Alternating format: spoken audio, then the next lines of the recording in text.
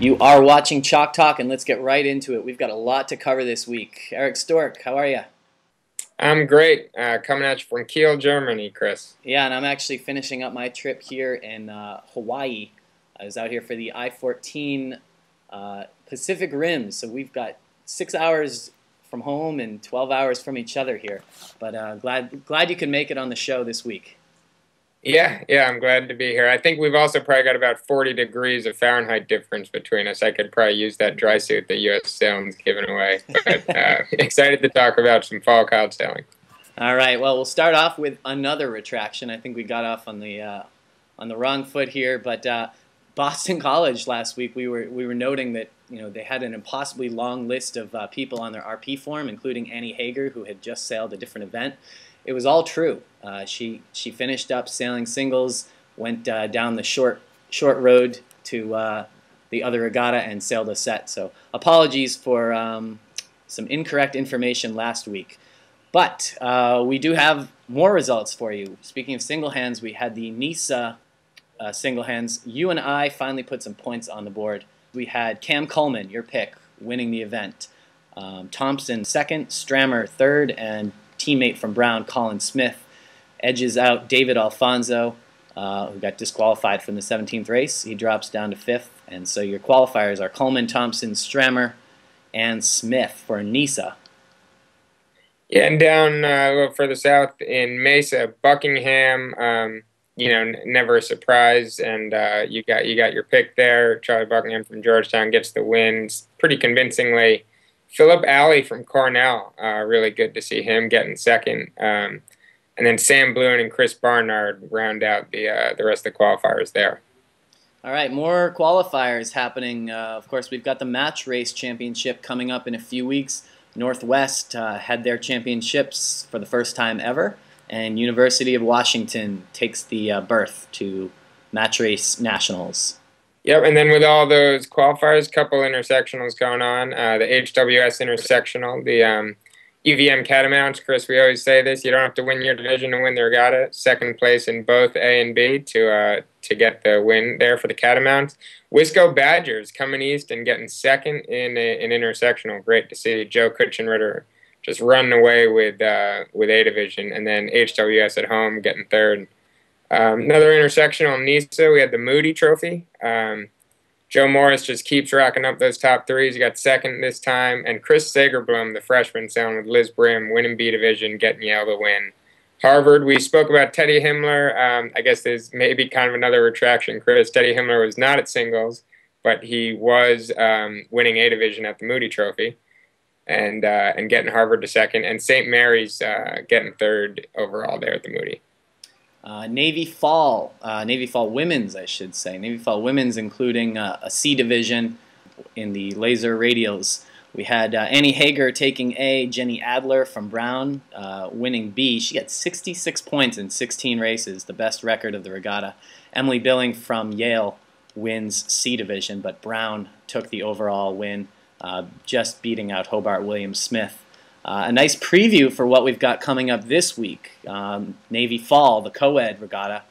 We're going to have all 4 divisions there. A and B, as usual, plus full rigs and radials. And we love these kind of events, don't we?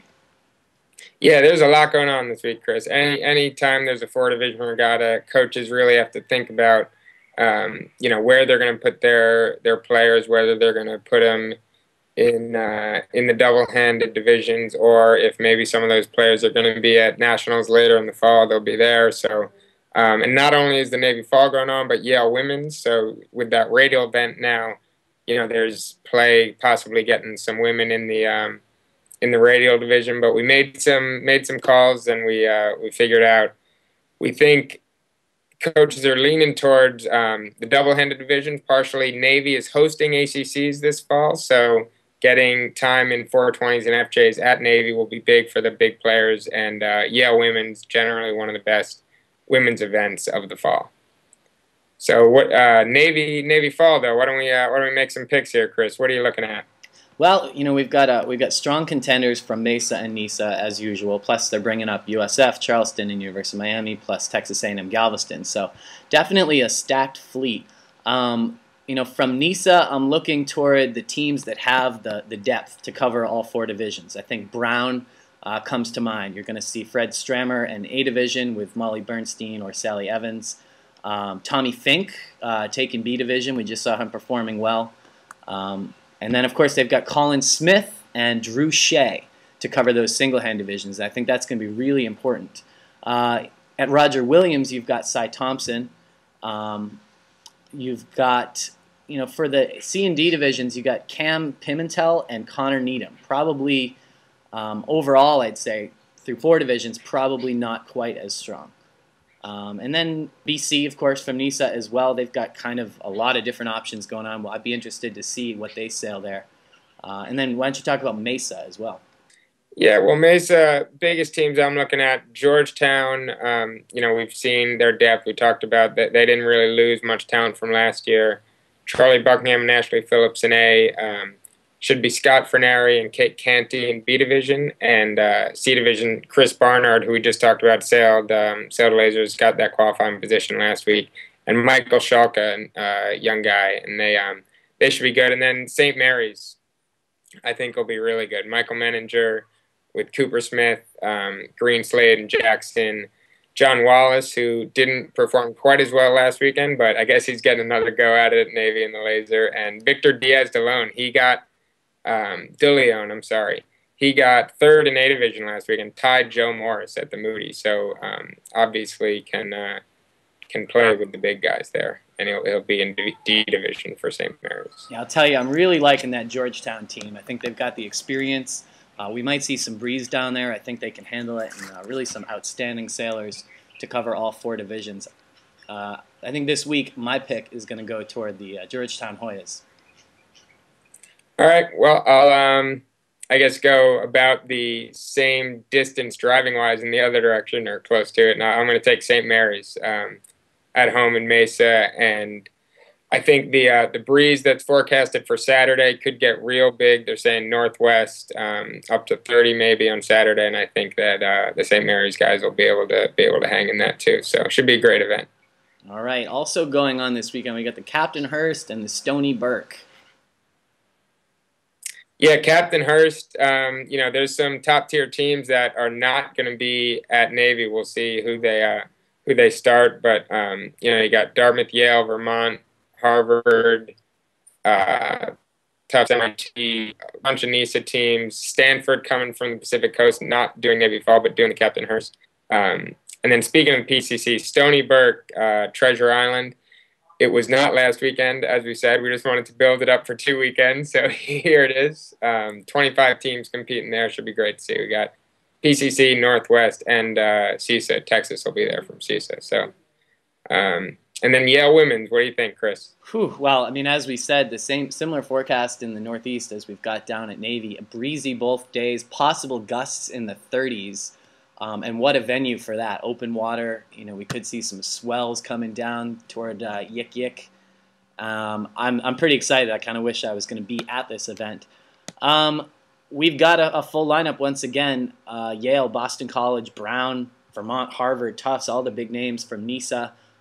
Navy, St. Mary's, ODU, and Georgetown making the trip from Mesa, and Charleston and Eckerd from CESA.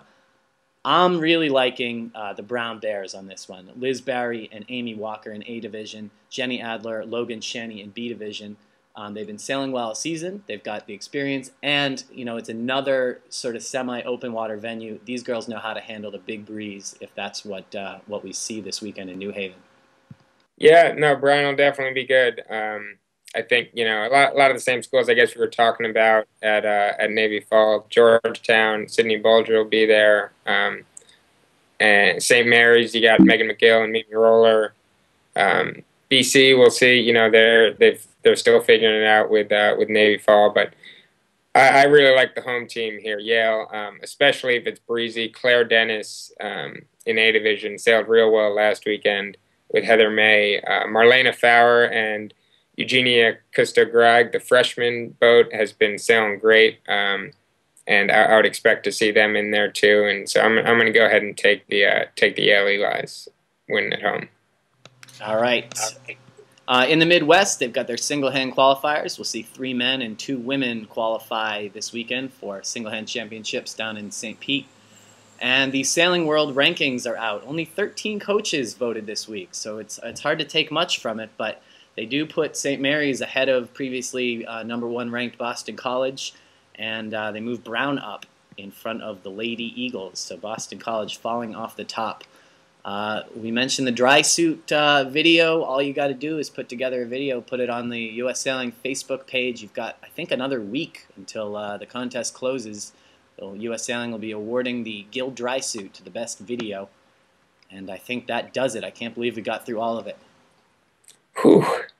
Yeah, that was something, Chris. Eric, good luck training in Germany. Yeah, thanks, Chris. I'm going to do my best to stay warm here.